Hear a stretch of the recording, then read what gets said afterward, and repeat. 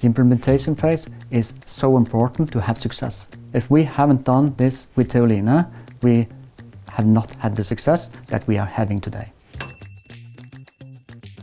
The collaboration with Theoline has been fantastic. We turned from close to 200 procedures down to just above 100 procedures, and she helped us implementing the system from August last year. So now the system is fully implemented in the whole organization. Quite often when you buy software, you buy the software but you forgot to think of how to implement it and put enough resources in the implementation.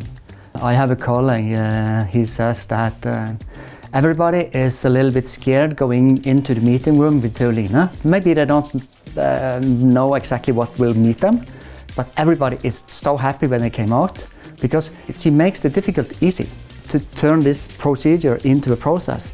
If you're not used to it, it feels very difficult for all of us. But Theoline makes it easy. If it hasn't been for her, I guess we have been having some troubles.